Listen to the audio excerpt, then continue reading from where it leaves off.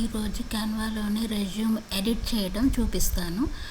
Resume అని type చేయండి. హోమ్లోకి వెళ్ళి రెజ్యూమ్ టైప్ చేయగానే మీకు అక్కడ చాలా టెంప్లెట్స్ వస్తాయి. అక్కడ క్రౌన్ సింబల్ ఉండిద్ది కదా, క్రౌన్ సింబల్ అనేవి పెయిడ్ టెంప్లెట్స్.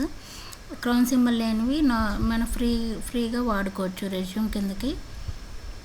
ఇంకా different pattern of resume templates అనేవి ఉన్నాయి.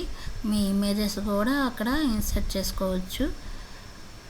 ఇమేజెస్ ఇన్సర్ట్ చేసుకోవటం, ఎడిట్ చేయడం ఎలాగో ఇప్పుడు చూపిస్తాను. నేను శాంపుల్ ఒక టెంప్లెట్ ఒకటి తీసుకుంటున్నాను.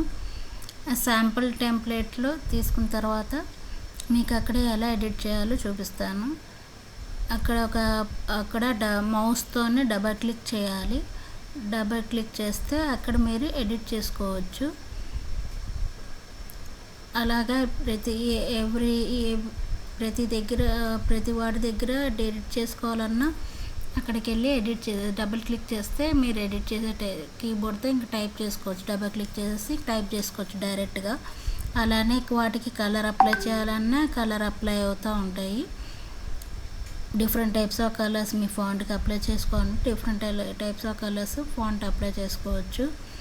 ఇది ఆన్లైన్ రెజ్యూమ్ సెండ్ చేసుకోవడానికి అయితే కలర్ అప్లై చేసుకోండి. లేదా ప్రొఫెషనల్గా ఇంటర్వ్యూస్కి సెండ్ చేయాలంటే బ్లాకే ప్రిఫర్ చేయండి. అలానే మంచి ఫాంట్ అని సెలెక్ట్ చేసుకోండి. డిఫరెంట్ టైప్స్ ఆఫ్ ఫాంట్ కూడా ఉండేది. అలానే సైజు కూడా ఇంక్రీజ్ చేసుకోవచ్చు. హెడ్డింగ్ అనేది ఎక్కువగా క్యాపిటల్ లెటర్స్ తీసుకోండి. కొంచెం సైజు కూడా 10 సైజులోనే పెట్టుకొని హెడ్డింగ్ అనేది. అలానే మీ డిస్క్రిప్షన్ అంతా స్మాల్ లెటర్స్లోనే ఉంచుకోండి. మీ డిస్క్రిప్షన్ అలాగా చేంజెస్ చేయకుండా డబల్ క్లిక్ చేయండి. డబల్ క్లిక్ చేసేసి అక్కడ ఎడిట్ చేసుకోవచ్చు.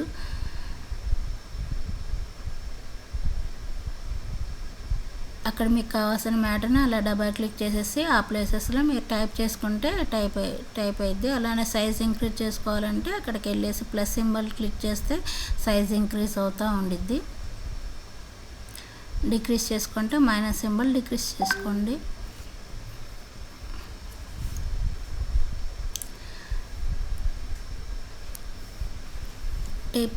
టెక్స్ట్ మొత్తం మీకు సెలెక్ట్ చేసుకోవాలని టెక్స్ట్ మొత్తం సెలెక్ట్ చేసుకోవచ్చు. టెక్స్ట్ మొత్తం సెలెక్ట్ చేసుకొని మీకు ఆ డిస్క్రిప్షన్ అంతా రాసుకోవచ్చు.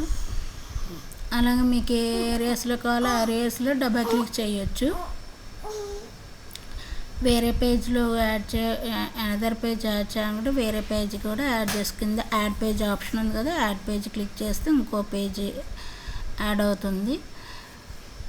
ఆ పేజ్లోకి పైన ఉన్న సేమ్ ఫార్మాటే కావాలనుకుంటే పైన ఫార్మాట్ని కాపీ పేస్ట్ చేసుకోవచ్చు. ఆ పేజ్లో కాపీ పేస్ట్ చేసుకొని మళ్ళీ ఎడిట్ చేసుకోవచ్చు.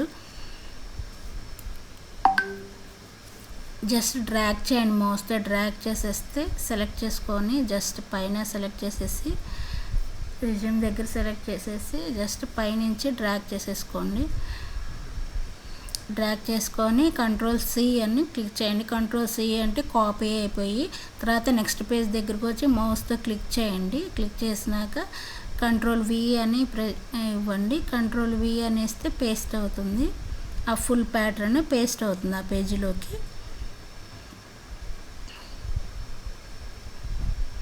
ఇప్పుడు చూపించిన విధంగా పేస్ట్ అవుతుంది. ఇంక ఇప్పుడు మీరు చేంజెస్ చేసుకోవచ్చు. యాజ్ యూజువల్ నేను మీకు ముందుగా చెప్పినట్టుగా మౌస్తో డబల్ క్లిక్ చేసేసి ఆ టెక్స్ట్ని ఎడిట్ చేసుకోండి.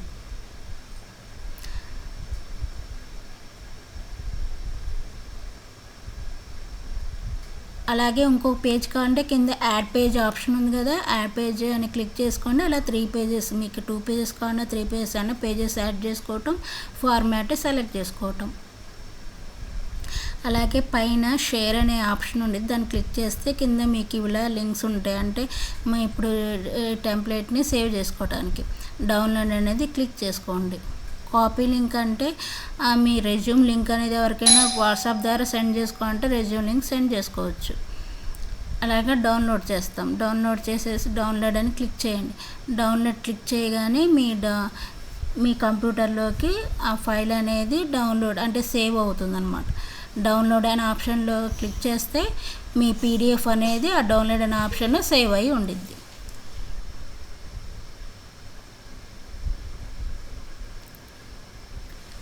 రెజ్యూమ్ నేమ్తో సేవ్ చేసుకోండి. అక్కడ సేవ్ అనే ఆప్షన్ ఉంటుంది కదా, సేవ్ అనే ఆప్షన్ దగ్గర క్లిక్ చేయండి.